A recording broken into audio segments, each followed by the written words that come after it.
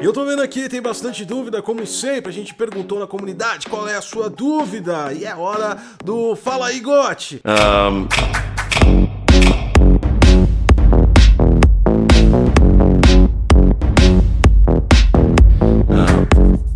Fala, galera do Geek, eu sou o Gotti Costa e você tá no Detonando Geek. Semana passada a gente lançou o primeiro Fala aí, Gotti, perguntando aí lá na comunidade nossa do YouTube, e a galera tirou muita dúvida, perguntou muita dúvida. A gente vai pro segundo programa, todo o programa do Fala aí, Gotti é toda semana, e a gente vai soltar lá na comunidade do YouTube uma pergunta, e você pode tirar sua dúvida, a gente vai gravar aí as respostas pra vocês. Por isso é super importante você se inscrever, e não só se inscrever, ativar todas as notificações do canal, porque aí você vai receber a notificação quando nós postarmos na comunidade. Nós não estamos postando em redes sociais e nenhum outro local na internet, é na comunidade do YouTube, beleza? Dito isso, é óbvio, é claro, é lógico, é lei, deixa seu like, se inscreve no canal, compartilha essa informação e ajuda esse conteúdo a ficar vivo, engajando-se nele, perguntando, comentando e deixando, é óbvio, é claro, é lógico, o seu likezinho. Vambora para as perguntas. Vamos começar com o Luiz aqui, porque ainda não temos computador 128 bits.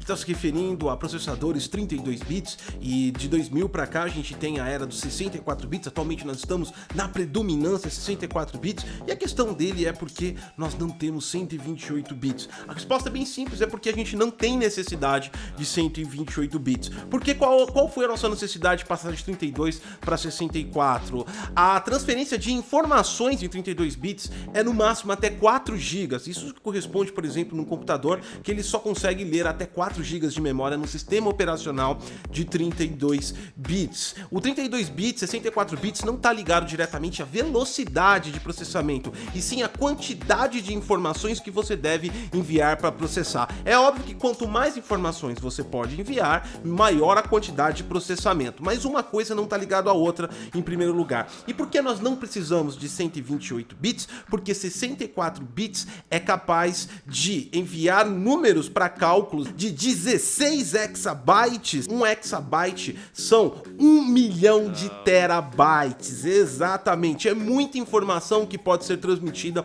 em 64 bits. Quando atingirmos essa necessidade acima de 16 exabytes, aí sim a gente teria que ir para os 128 bits. Mas no sentido de avanço da computação, quando nós tivermos essa necessidade, muito provável que nós estaremos já em computação quântica, e aí já é outros 500, a forma de trabalhar é bem diferente. O Christian Toneta mandou pra gente: vai dar pra jogar PlayStation 5 numa TV de 1080p? Ele colocou 1800 aqui, mas deve ser um errinho do corretor. Christian, fica tranquilo, com certeza absoluta os novos consoles, tanto o PlayStation 5 quanto o Xbox Series X, conseguem sim numa televisão de 1080p. E por que eu digo isso? Os consoles intermediários hoje, PlayStation 4 Pro e Xbox One X, trabalham com sistemas de super sampling quando a resolução é menor que a resolução de saída. E isso não tem nada a ver com resolução nativa de jogo, isso quer dizer resolução de saída. Independente se a resolução nativa do jogo alcance ou não a contagem de 4K, a saída desses consoles é a contagem de pixel de 4K. Dessa forma, o que é feito? Super sampling. O super sampling é uma técnica que espreme os pixels para que ele caiba em um quadro menor, com menor quantidade de pixels, mas ele faz vários pós-processamentos para conseguir fazer esse efeito, porque simplesmente se você pegar uma imagem de altíssima resolução e diminuir, você vai ter aí um desconforto visual de altíssima nitidez, porque os pixels são tantos que eles começam a sobressair um sobre o outro, e aí eles começam a ter um brilho, né, em alguns locais que não devia. E isso acontece porque você não faz técnicas de pós-processamento para colocar a quantidade de pixels certa. Então, quer dizer, dito isso, sim, os consoles de próxima geração também funcionam em televisões 1080p. É claro, é óbvio, é lógico que tecnologias exclusivas de HDMI 2.1 não é possível trazer para as resoluções de 1080p, porque eles trabalham em HDMI 1.4, e também, é claro, é óbvio, é lógico, as questões de FPS, não é possível afirmar se ele vai trabalhar com contagem até 120 1080p, enfim, a gente não consegue estabelecer isso,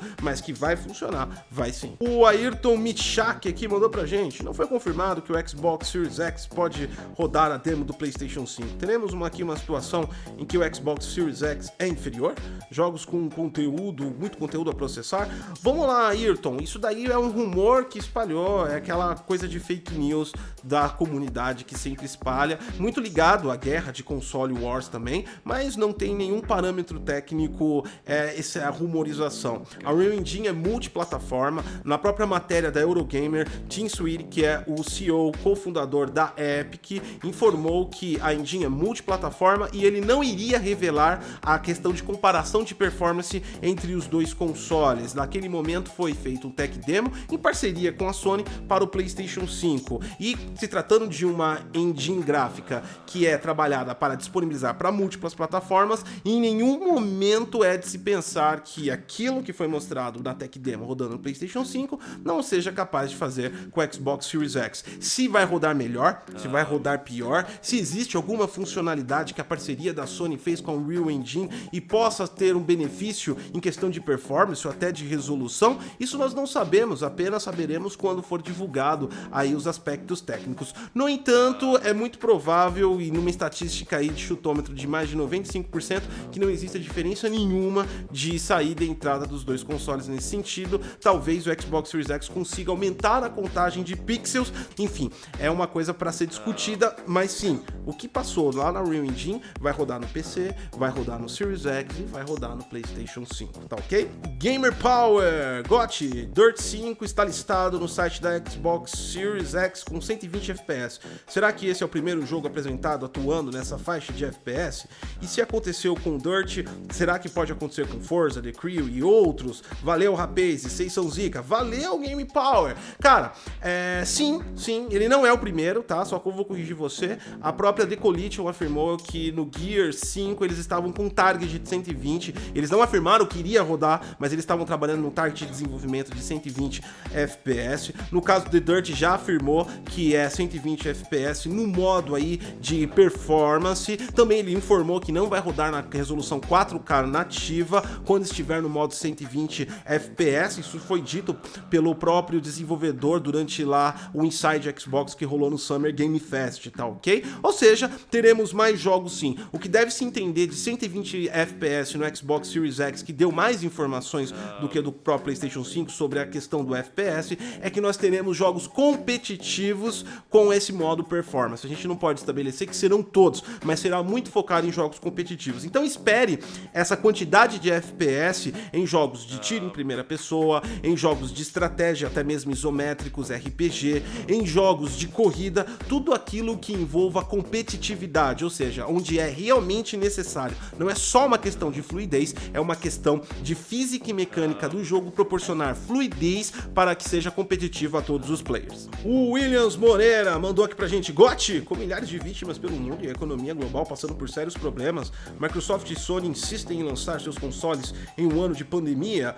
Elas sofreram pressão de alguém para fazer que isso aconteça? É bem eloquente aqui a pergunta do Williams, com certeza absoluta, aquele tipo de pergunta de quarentena, né? A gente em quarentena fica caótico mesmo, e é verdade, cara, a gente fica sempre tá todo mundo muito negativo, eu acho, nessa quarentena. Recentemente nós tivemos até entrevistas de humoristas que estavam tristes na quarentena, pra você ver como isso afeta todo mundo. Mas eu tô falando isso porque eu não vejo uma relação nenhuma de pressão ou que eles insistem em lançar. Na verdade, eles estão mantendo os planos pra lançar. Por quê? Porque a vida realmente continua, é óbvio, é claro, é lógico, independente dos problemas que nós temos. E a outra questão também é que é um momento que precisa de bastante entretenimento. Eu acho que a indústria de games tem que manter o máximo possível do foco em seus lançamentos, não só de hardware, não só de jogos, tá ok? Eles precisam realmente tratar com mais ênfase, porque é onde realmente eles brilham. E é difícil a gente falar em oportunidade no meio de uma crise tão ruim, mas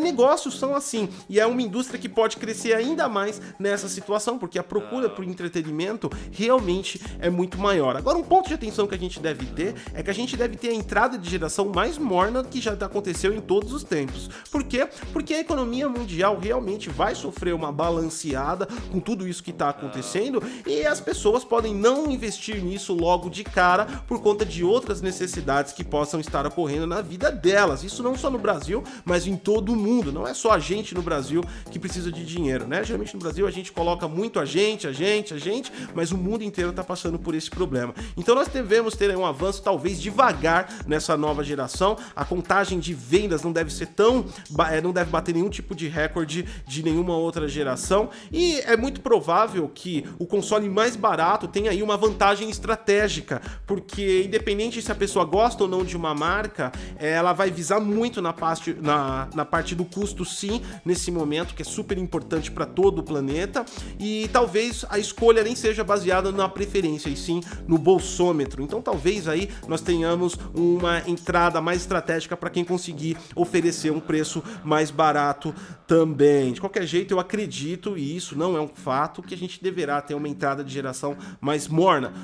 Pouca gente vai querer investir logo de cara nesse tipo de coisa, passando por alguns outros problemas que devem estar passando ou vão passar em alguns meses seguintes. Júlio Silva, Gotti, por que eles não focam em 1080-60? Os dois consoles conseguiriam rodar tudo o que eles querem nessa resolução? Conseguiria até mais. A questão é que a resolução de 1080p, ela já tá morta. E eu não tô falando que ela tá morta porque as pessoas não usam mais ou porque não é mais importante. Ela tá morta porque a tecnologia, a indústria de tecnologia, assim o definiu. A resolução 1080 vai até HDMI 1.4, não existe mais suporte à tecnologia, não existe mais inovação dentro da tecnologia. Você pode pesquisar, existem televisores, muitos 1080p, mas eles só trazem o máximo de tecnologia que eles trazem funções smart, nada mais do que isso. Para evoluir a tecnologia, eles precisam de taxas de transferências maiores, e o console está ligado diretamente à indústria de televisores, e um impulsiona o outro. Tanto é que partiu de um console, o Xbox One X, para certificação HDMI 2.1. É através desse aparelho que todas as televisões criaram o padrão e também a lista de questionário para certificação. Ou seja, é muito ligado uma com a outra. Então uma tecnologia avança a outra, seja por osmose, ou seja, processo natural de evolução, seja também por um lado por contratos, né? Contratos comerciais e parcerias. Não é à toa que, por exemplo, a Sony fabrica televisores e a Microsoft tem uma forte parceria com a própria Samsung. Pensando dessa forma, a gente entende que, além da necessidade de evolução pela questão tecnológica, existe também uma imposição comercial para colocar aí pra galera. É claro, é óbvio, é lógico que no PC acontece um pouco diferente, que é uma plataforma aberta. Então, a aquisição de resoluções acima de 1080p ainda assim é minoria. Mas, provavelmente, essa nova geração de GPUs nos próximos 2-3 anos, quando elas estiverem no preço que a galera realmente puder pagar, isso deve se mudar. Nós devemos dar um upgrade de resolução também no PC, ou seja, tudo aponta para maiores resoluções. Então, mesmo que se possa fazer com mais FPS e menor resolução, a ideia sempre é evoluir a questão tecnológica para a indústria, para o comércio e para o consumo. O Wallace Souza, essa nova geração virá com áudio 3D, mas eu preciso de um fone que tenha meu próprio sistema de áudio 3D, ou pode ser um fone comum? E o próprio jogo já vai emular isso por software? Estou pensando em pegar o HyperX Cloud Orbit, ou, caso não precise, o Cloud Mix. Cara, a questão é o seguinte, hoje já existe, tá? Não é a nova geração, é muito errado, porque eles anunciaram como se a nova geração trouxesse áudio 3D. Na verdade, o áudio 3D já está presente nessa geração. O áudio 3D, como eu já fiz alguns vídeos, é todo o áudio que possui imagem e profundidade. Imagem do áudio é quando você imagina o que vai acontecer ouvindo aquele áudio. De acordo, por exemplo, se uma pessoa pisar do seu lado esquerdo, você imagina ela do lado esquerdo. Isso é imagem do áudio. Então, nós já temos sistemas que fazem isso hoje. A questão da próxima geração é a evolução disso e o processamento por hardware, né? Que é um processamento específico. Se você comprar um headset que já tem áudio 3D, você vai amplificar o que os consoles e os jogos vão criar. Tudo é uma questão de níveis de experiência. O nível primário é apenas do jogo. O nível secundário é o jogo mais uma tecnologia de hardware, como por exemplo o sistema do PlayStation 5 de áudio 3D. O terceiro nível é o jogo, o sistema de hardware do console e também o seu headset. Esses três níveis estando compatíveis, você tem uma experiência melhor. Mas isso não quer dizer necessariamente que para você ter a experiência de áudio com profundidade, que é o áudio 3D, você precise precise de um headset 3D. Você só está amplificando. Então, se o headset possuir, ele vai receber sinais isolados do hardware que cria, que vai receber sinais isolados do software, que é o jogo que desenvolveu com áudio espacial. Dessa forma, você vai receber sinais e canais separados num headset com a tecnologia. Em um headset estéreo, por exemplo, você vai receber isso à base da emulação. O jogo processando pelo hardware que vai trazer para você através do seu headset. E tudo isso, a única diferença vai ser o nível de experiência. Quanto mais dispositivos compatíveis, melhor é o nível de experiência. No entanto, todos terão acesso ao áudio 3D, como já tem hoje em jogos e também através dos aparelhos. E tem um monte mais de pergunta que eu já vi, tem várias perguntas que não dá nem para responder aqui, são verdadeiros conteúdos, por isso que é super importante você se inscrever, ativar todas as notificações aqui do canal, para sempre ficar ligado, porque essas dúvidas ou viram o vídeo do Fala Aí GOT, ou também pode virar um conteúdo do canal, porque a dúvida que vocês mandam sempre são excelentes. Deixa o seu like, se inscreve no canal, ativa todas as notificações, compartilha essa informação. Eu sou o Goticos e até a próxima.